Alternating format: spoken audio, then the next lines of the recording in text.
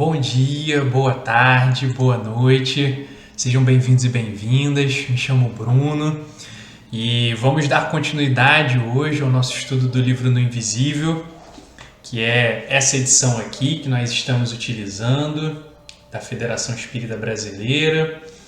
Lembrando que o objeto de estudo da obra é a mediunidade, tanto no seu aspecto teórico quanto no seu aspecto prático.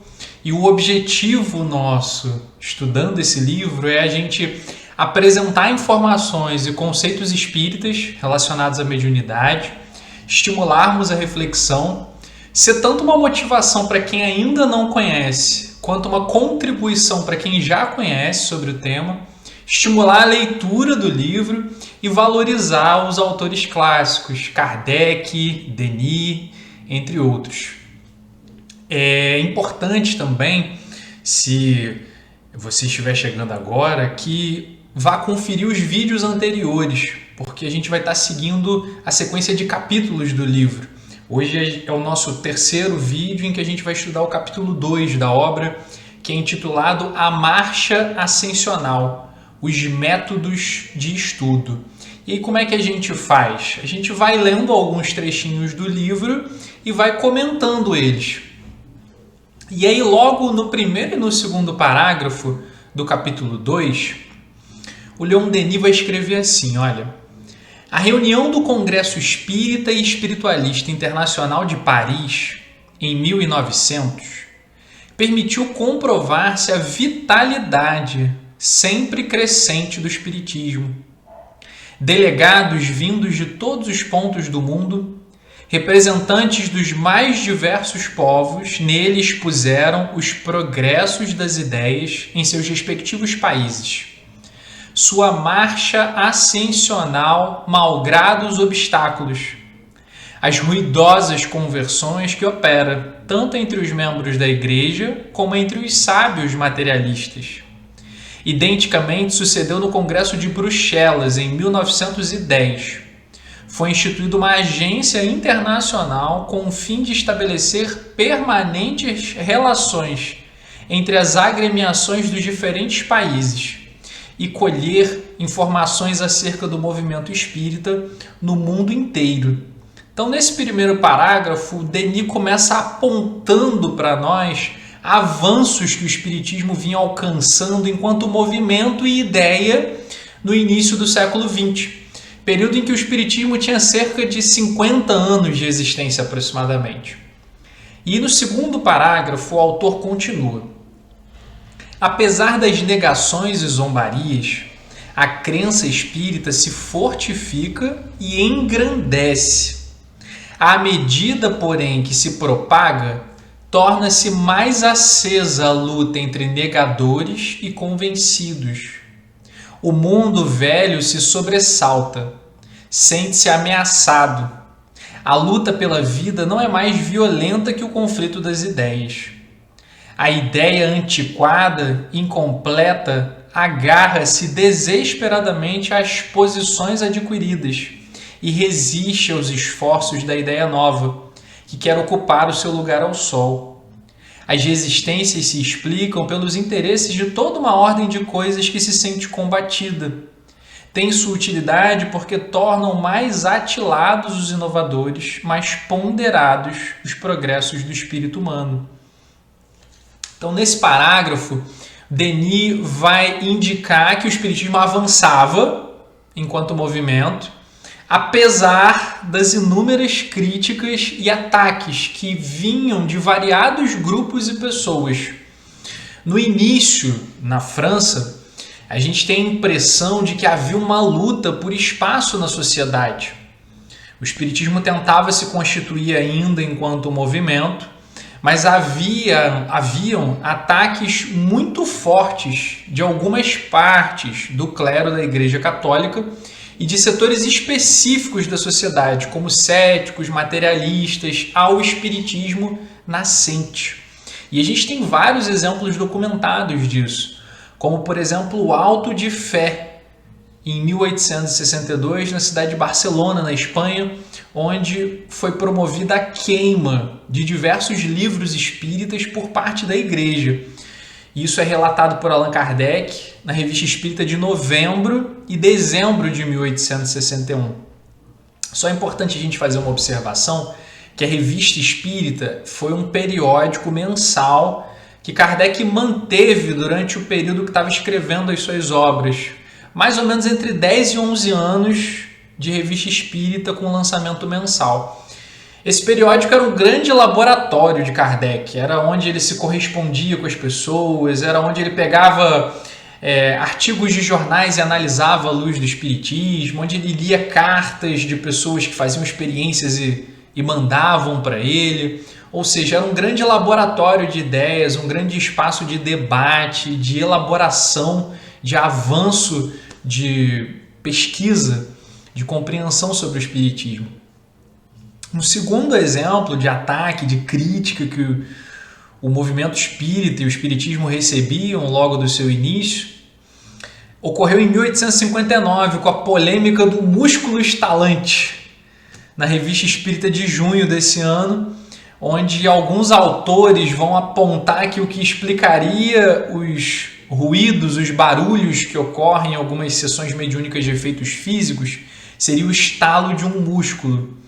É uma tese bem esdrúxula, se assim a gente pode dizer, mas que o Kardec rebate, combate através da Revista Espírita, mas só para a gente ter uma noção da quantidade, do tipo de ataques que o espiritismo recebia.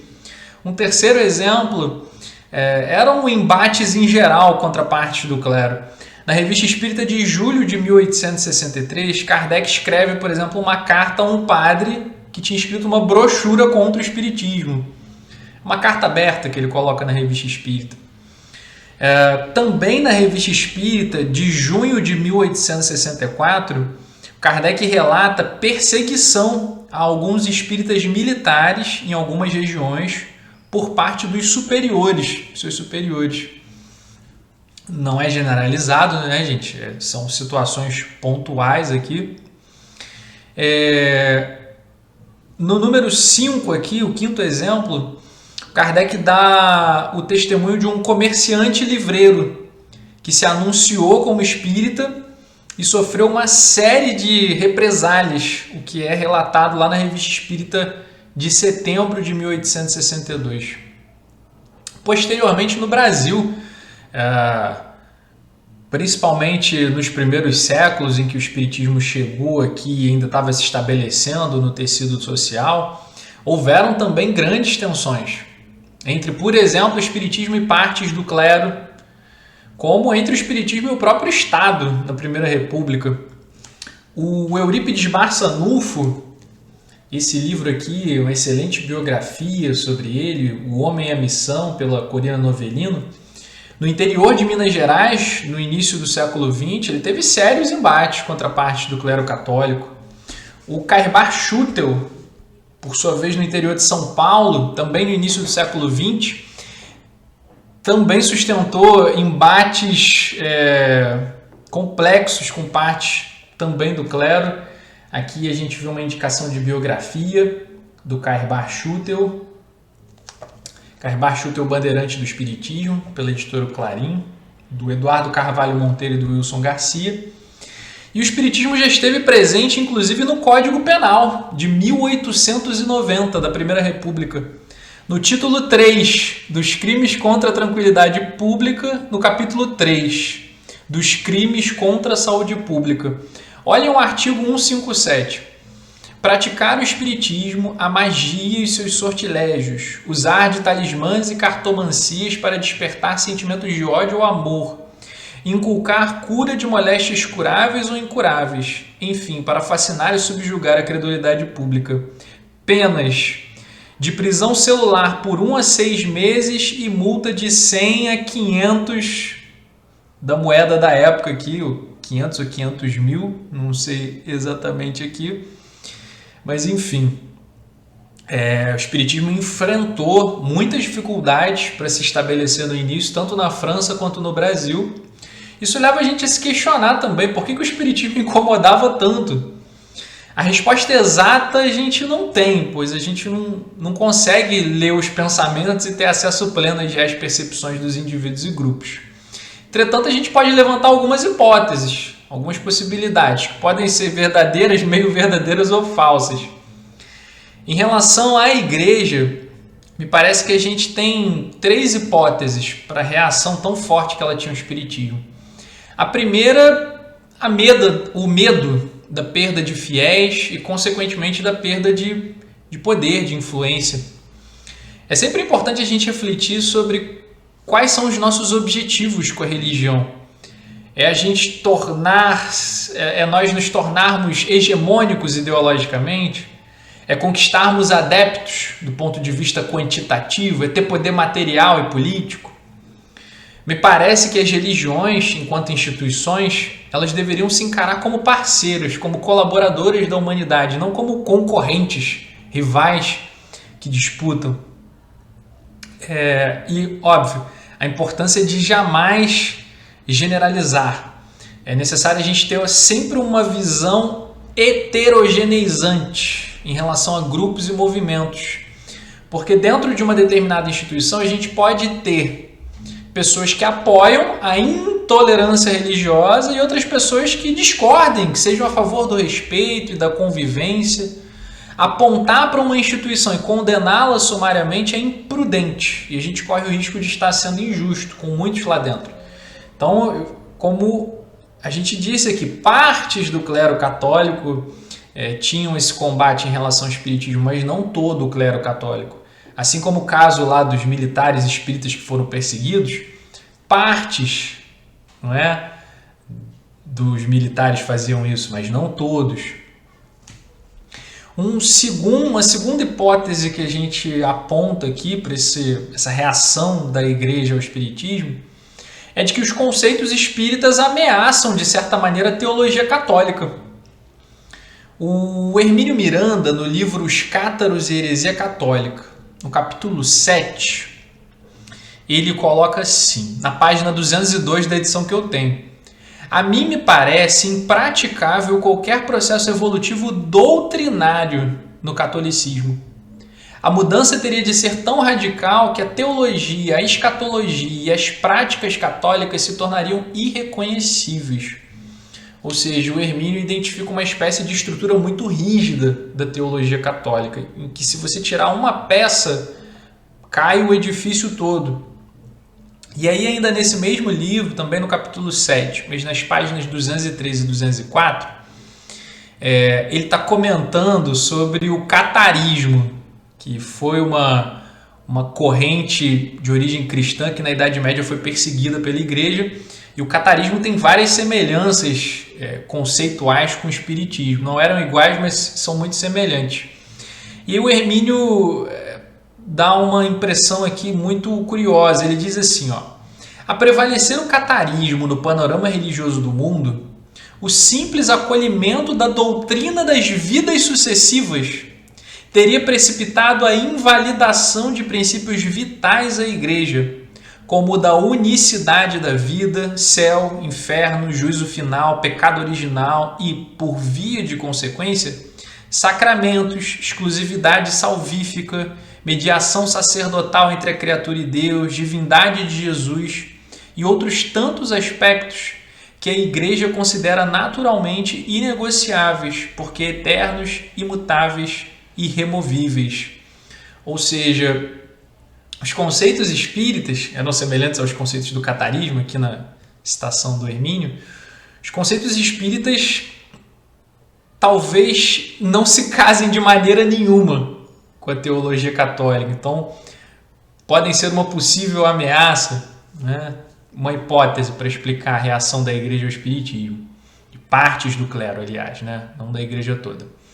A terceira hipótese é que os conceitos e a ética espírita, em sua verdadeira essência, são capazes de formar indivíduos autônomos, justos, que vão constituir uma sociedade onde a exploração e o abuso não serão mais possíveis.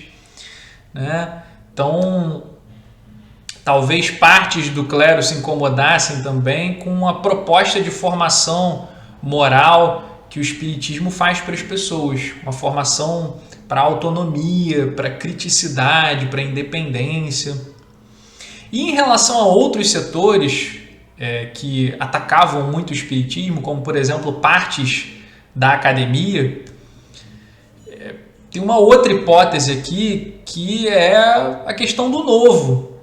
Tudo aquilo que desafia a tradição, tudo aquilo que desafia o que já está estabelecido, sempre incomoda muito, gera muito ruído. Seja pelos preconceitos, ou seja porque afete interesses variados. A gente tem o exemplo de Jesus, um judeu do século I que propôs o repensar sobre várias questões culturais, sociais e éticas do seu tempo.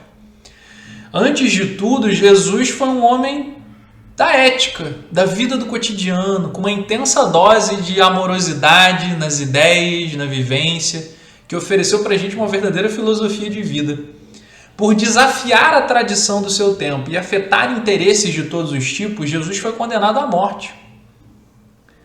Então, tudo que desafia a tradição, e o espiritismo é uma doutrina muito inovadora, né? Ela desafiava muitas tradições do seu tempo. Quantos cientistas e filósofos não foram perseguidos quando propunham ideias que iam contra a tradição? O caso de Sócrates, o caso de Galileu na Idade Média, de Giordano Bruno e tantos outros. A gente ressalta que é fundamental para a filosofia, para a ciência, para o pensamento humano, a liberdade de pensamento, o diálogo, a troca. E junto disso, a gente aponta também a importância da diversidade, pois ela nos estimula a aprendermos, a irmos além em termos de pensamento.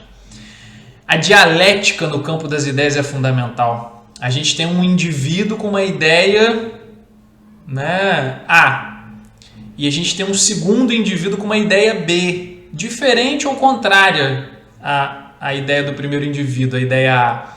E aí, quando essas duas ideias se chocam, né, através do debate respeitoso, civilizado, a gente pode chegar a uma nova ideia, a novas perspectivas.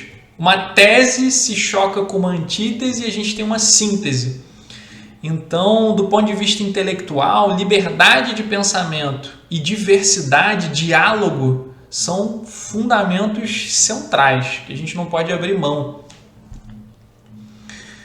E aí, avançando aqui por um outro trecho do texto, no terceiro parágrafo do capítulo 2, o Leon Denis vai dizer assim: ora, o espírito humano tem como parte integrante do seu destino destruir e reconstruir sempre. Trabalha incessantemente na edificação de esplêndidos monumentos, que lhe servirão de abrigo, mas que, tornados insuficientes dentro em pouco, deverão ser substituídos por concepções mais vastas, apropriadas ao seu constante desenvolvimento. A mudança é o fluxo constante da vida, já que a gente está em constante processo de aprendizado. A filosofia, a ciência, as ideias, nós seres humanos, a natureza, tudo isso está em mudança a todo tempo, ainda que às vezes vagarosa e imperceptível, uma escala de tempo curta. Separei um trecho de uma mensagem de um espírito que uma vez se comunicou numa reunião mediúnica, em que ele reflete sobre essa questão que a gente está falando da mudança. E ele diz assim: nada é fixo, nada é imutável na natureza.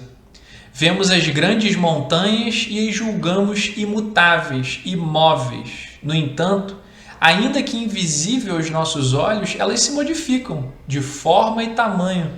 Sofrem as consequências da natureza que é sempre viva, que está sempre em movimento. Aquele que paralisa diante dos movimentos da vida vai contra o movimento da própria vida. Aquele que paralisa diante dos progressos moral, intelectual, social, etc., se paralisa diante da vida. Então, o próprio espiritismo não foge a isso, né? Ele não é estático, tendo em conta que é uma doutrina com elementos de filosofia e de ciência. Lá na Gênese de Allan Kardec, no capítulo 1, no item 55, ele vai escrever o seguinte: Um último caráter da revelação espírita, a ressaltar das condições mesmas em que ela se produz, é que, apoiando-se em fatos, a doutrina tem que ser e não pode deixar de ser essencialmente progressiva, como todas as ciências de observação. Ou seja, dando uma pausa aqui na leitura, o espiritismo não é engessado. Como uma doutrina com elementos de filosofia e ciência, ele se move. Não se move de qualquer maneira, mas se move. E aí, continuando a leitura aqui, pulando um trechinho, mas ainda no item 55.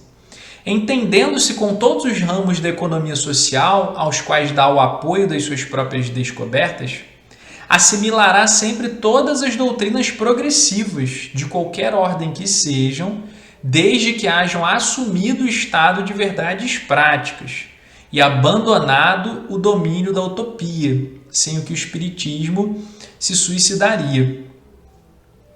E aí, avançando mais um trechinho aqui na citação do Kardec, caminhando de par com o progresso, o espiritismo jamais será ultrapassado, porque se novas descobertas lhe demonstrassem estar em erro acerca de um ponto qualquer, ele se modificaria nesse ponto.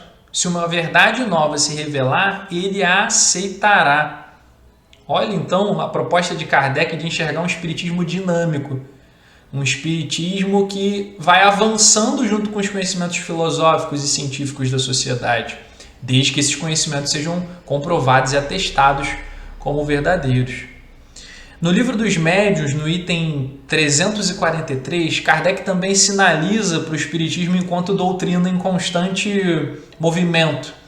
Ele diz assim: pensam muitas pessoas, ademais, que o Livro dos Espíritos esgotou a série das questões de moral e de filosofia. É um erro. Ou seja, Kardec mesmo coloca que o Livro dos Espíritos é uma obra inicial, de síntese, mas não uma obra final sobre espiritismo.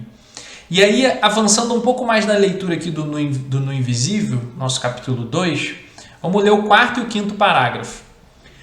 Todos os dias desaparecem individualidades, sistemas submergem na luta, mas em meio das flutuações terrestres, o roteiro da verdade se desdobra, traçado pela mão de Deus, e a humanidade segue o rumo de seus inelutáveis destinos. O espiritismo, utopia de ontem, será a verdade de amanhã. Com ela familiarizados, os nossos pósteros esquecerão as lutas, os sofrimentos dos que lhe terão assegurado a posição ao mundo. A seu turno, porém, terão que sofrer e combater pela vitória de um ideal mais elevado. É a lei eterna do progresso, a lei da ascensão que conduz a alma humana de estância em estância, de conquista em conquista, a uma soma sempre maior de luz, de experiência e de ciência. É a razão mesma da vida, a ideia máter que dirige a evolução das almas e dos mundos. O espiritismo, enquanto doutrina, gente, ele possui alguns conceitos centrais. Mediunidade, possibilidade de comunicação entre encarnados e desencarnados, Deus, com os seus atributos, espírito imortal, evolução e reencarnação, que é o meio pelo qual a evolução se processa. Então, sendo assim, o espiritismo é uma doutrina de caráter evolucionista. Kardec identifica, no seu diálogo com diversos espíritos, por meio de diversos médiuns, que a evolução é uma lei da natureza. Evolução intelectual, onde avançamos cada vez mais na construção de conhecimentos, na ampliação de saberes, na amplitude do pensamento, e evolução moral, na direção da consolidação de valores como altruísmo, respeito, empatia, não violência, fraternidade. Logo, a gente vê a evolução, no sentido em que abordamos, como uma lei da vida. E para evoluir é necessário mudar ao longo do tempo, amadurecer, rever posições, corrigir atitudes e hábitos. Nesse sentido, o espiritismo é uma doutrina de esperança, pois mostra que, apesar de todas as dificuldades, por meio do tempo e do esforço, a gente está seguindo um caminho ascensional enquanto seres. Isso nos dá força para persistirmos na batalha das nossas vidas, nos dá esperança de que todo o mal tem data de validade para acabar, Depende de nós acelerar o máximo possível pela nossa ação nesse mundo, esse progresso individual e social, ou ficarmos parados, não agirmos para a nossa melhoria e retardarmos a nossa evolução. Avançando aqui mais um pouco na leitura do capítulo 2, agora vamos ler aqui do 6º ao 9º parágrafo. À proporção que o Espiritismo se divulga, mais imperiosa se faz sentir a necessidade de estabelecer regras positivas, condições sérias de estudo e experimentação. É preciso evitar aos adeptos amargas decepções e a todos tornar acessíveis os meios práticos de entrar em relação com o mundo invisível. Há 2 meios para se adquirir a ciência de além-túmulo. De um lado, o estudo experimental. De outro, a intuição e o raciocínio, de que só as inteligências exercitadas sabem e podem utilizar-se. A experimentação é preferida pela grande maioria dos nossos contemporâneos, isso no tempo do Leon Denis. Está mais de acordo com os hábitos do mundo ocidental, bem pouco iniciado ainda no conhecimento das secretas e profundas capacidades da alma. Os fenômenos físicos, bem comprovados, têm, para os nossos sábios, uma importância inigualável. Em muitos homens não pode a dúvida cessar, nem o pensamento libertar-se do estado de entorpecimento, senão a poder do fato. O fato brutal, o fato autêntico, vem subverter as ideias preconcebidas. Obriga os mais indiferentes a investigar o problema de além-túmulo. É necessário facilitar as pesquisas experimentais e o estudo dos fenômenos físicos, considerando-se, porém, como transição para manifestações menos terra a terra. Essas manifestações, ao mesmo tempo intelectuais e espirituais, constituem o lado mais importante do espiritismo. Em suas variadas formas, representam outros tantos meios de ensino, outros tantos elementos de uma revelação, sobre a qual se edifica uma noção da vida futura mais ampla e elevada que todas as concepções do passado. Num outro trechinho aqui, no 15º parágrafo, Denis diz assim: força é, todavia, reconhecer que a prática experimental do espiritismo é inçada de dificuldades. Exige qualidades de que não são dotados muitos homens: espírito de método, perseverança, perspicácia, elevação de pensamentos e de sentimentos. Alguns só chegam a adquirir a cobiçada certeza depois de repetidos insucessos. Outros a alcançam de um jato, pelo coração, pelo amor. Estes apreendem a verdade sem esforço e dela nada mais os consegue desviar. Então, o Denis demonstra aqui a preocupação com a expansão das pesquisas espíritas, tendo em vista que o fenômeno espírita possui particularidades que requerem muitos cuidados e que precisam ser levados em conta para que se pratique a pesquisa com segurança e ela produza resultados satisfatórios. Quando a gente fala aqui de pesquisa espírita, a gente está falando também de experiências de prática de exercício da mediunidade para produção de dados para posterior análise dos pesquisadores. O autor ele divide a pesquisa espírita em 2 tipos, o Leon Denis. Em experimental, ou seja, o tipo de pesquisa que lida diretamente com os fenômenos mediúnicos. Lembrando que a gente pode dividir essa categoria experimental em 2, fenômenos de efeitos físicos, barulhos, mesas girando, e fenômenos de efeitos intelectuais, psicografia, psicofonia, por meio das quais o espírito faz dissertações, discute ideias. Então essa é a primeira maneira de se pesquisar espiritismo, experimental. A segunda maneira é teórica. O Leon Denis vai usar o termo raciocínio, que é por meio da leitura, do debate, do diálogo, sem se envolver diretamente com fenômenos mediúnicos.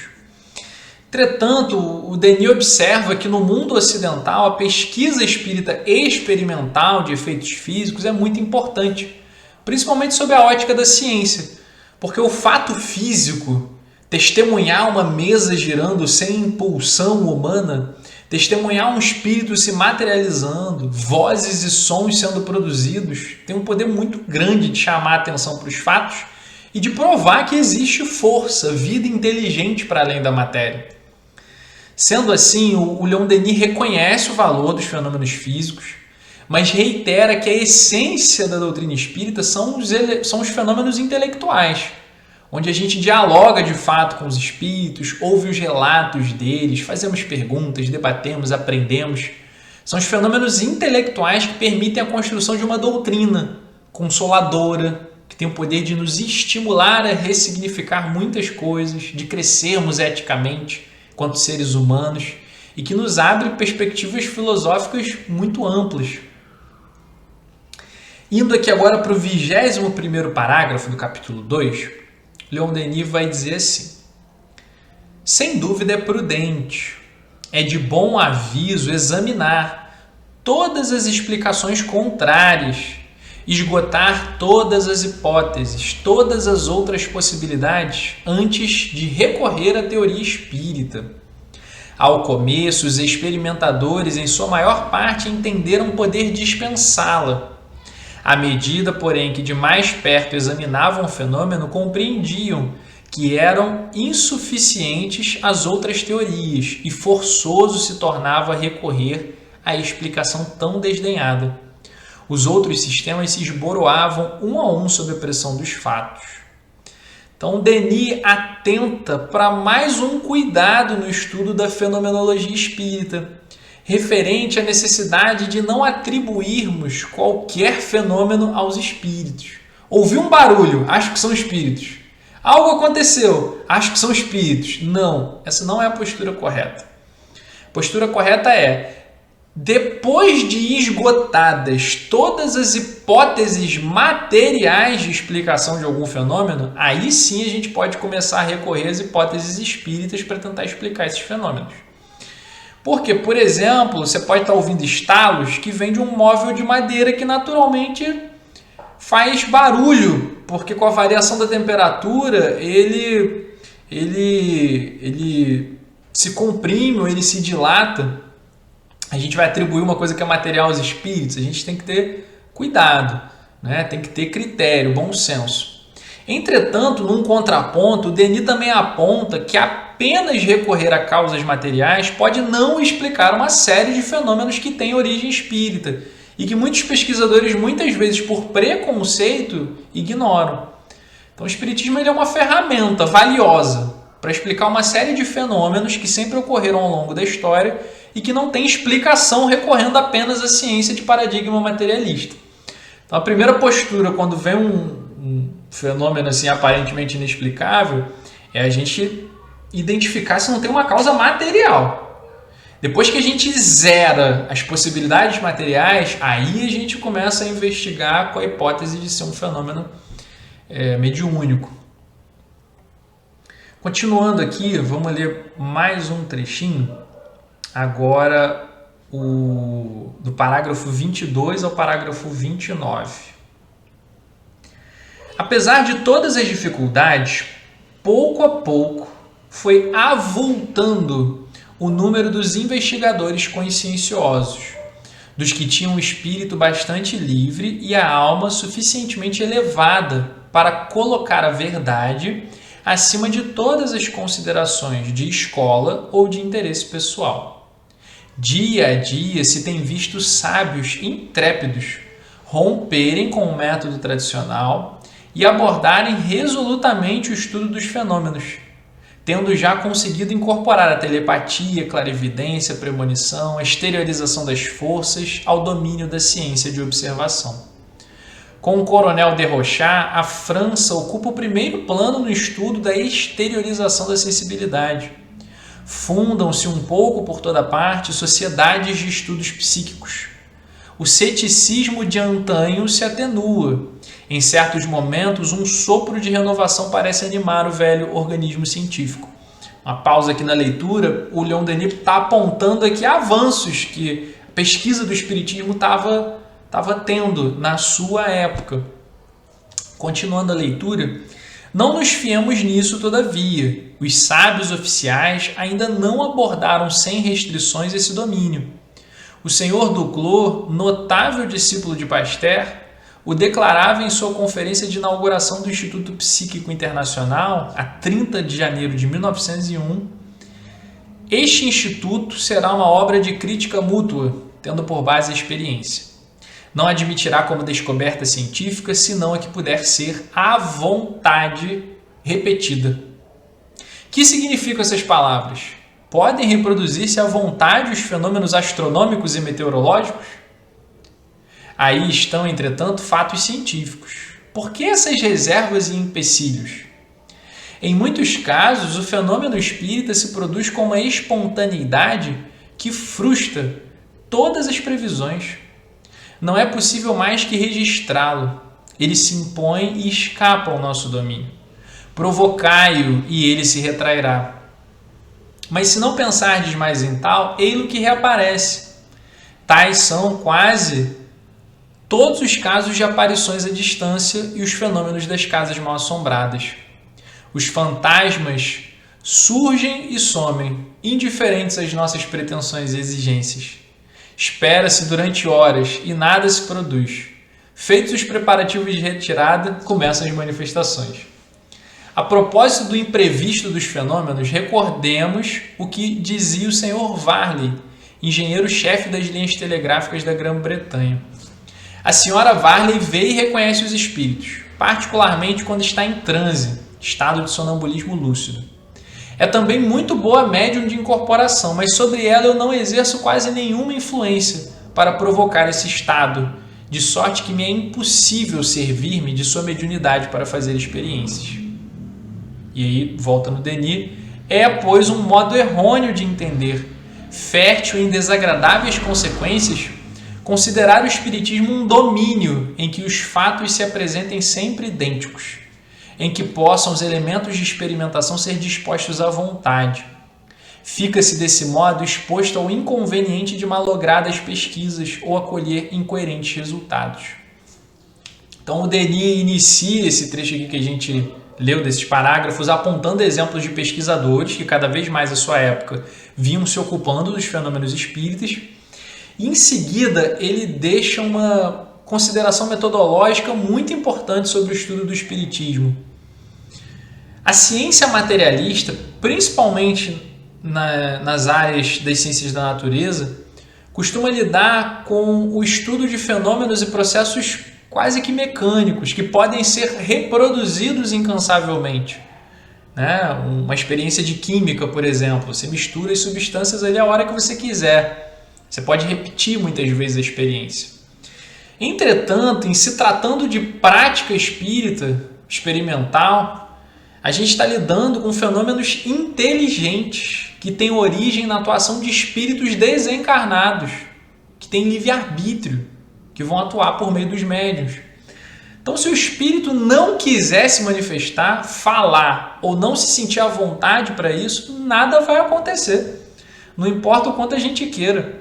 A gente não tem o poder de obrigar os espíritos a se manifestarem. Dessa forma, a gente não pode reproduzir os fenômenos espíritas como os fenômenos físicos ou químicos. Então, se a gente coloca o mesmo método com o qual a gente estuda determinadas ciências da matéria para estudar os fenômenos espíritas, não encaixa. O fenômeno espírita tem uma lógica, uma dinâmica diferente. Então, a gente precisa de outros métodos. Além disso, há uma série de outros fatores que intervêm nos fenômenos espíritas, como, por exemplo, a influência do meio, que Kardec estuda no capítulo 21 de O Livro dos Médiuns, ou a influência do próprio médium, que o Kardec vai estudar nos capítulos 19 e 20 de O Livro dos Médiuns. O Kardec identifica que os nossos pensamentos influem poderosamente nas manifestações. Além disso, o elemento ético, a moralidade dos pesquisadores também intervém, pois se pelos hábitos e pensamentos os pesquisadores se sintonizam com espíritos de condição inferior, esses espíritos vão ser atraídos e poderão prejudicar o andamento da reunião. Então, para pesquisar os fenômenos espíritas, não basta intelectualidade, humildade, mas também são necessárias boa-fé, equilíbrio do pensamento e do sentimento para atrair bons espíritos, que são condição indispensável para uma reunião segura e produtiva. Aqueles que se metem a experimentar sem saber dessas pré-condições não terão resultados satisfatórios e nem condições seguras para si mesmos e para suas experiências. O estudo de O Livro dos Médiuns e da obra No Invisível são indicações valiosíssimas e indispensáveis para qualquer um que se interesse pelo tema da mediunidade e pela sua prática. E aí, para a gente encerrar esse capítulo, eu queria ler do 10º ao 14º parágrafo, que o Leon Denis vai dizer assim, ó: o homem que chora a perda de seres caros, de que a morte o separou, procura antes de tudo uma prova da sobrevivência na manifestação dessas almas diletas ao seu coração, e que para ele também se sentem atraídas pelo amor. Uma palavra afetuosa, uma prova moral delas provenientes, farão muito mais para convencer que todos os fenômenos materiais. Até agora, para a maioria dos homens, a crença na vida futura não havia sido mais que vaga hipótese, fé oscilante a todos os embates da crítica. As almas, depois de separadas dos corpos, eram apenas, a seus olhos, entidades mal definidas, enclausuradas em lugares circunscritos, inativas, sem objetivos, sem relações possíveis com a humanidade. Hoje sabemos, de ciência certa, que os espíritos dos mortos nos rodeiam e se imiscuem em nossa vida, aparecem-nos como verdadeiros seres humanos, providos de corpos sutis, tendo conservado todos os sentimentos da terra, suscetíveis, porém, de elevação, tomando parte em aumentativo grau na obra e no progresso universais, e possuindo energias consideravelmente superiores às de que dispunham em sua condição antiga de existência.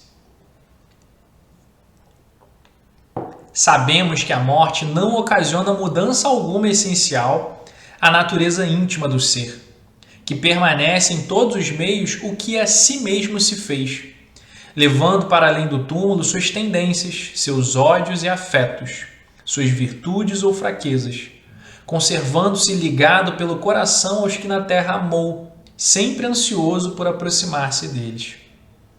A intuição profunda nos revela a presença dos amigos invisíveis e, num certo limite, nos permitir, em nosso foro íntimo, correspondermos com eles. A experimentação vai mais longe. Proporciona meios de comunicação positivos e evidentes.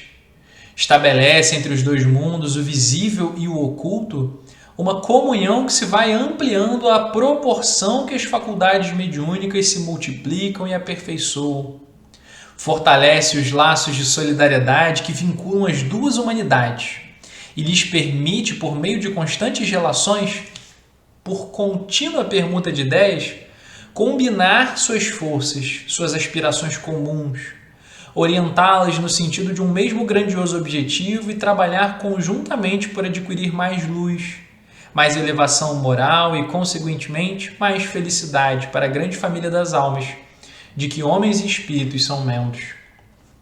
Então, gente, é do diálogo com os espíritos que surge a doutrina espírita, que nos desvenda todo um mundo de coisas, que nos mostra que existe muita vida e ação para além do que nossos 5 sentidos materiais são capazes de perceber.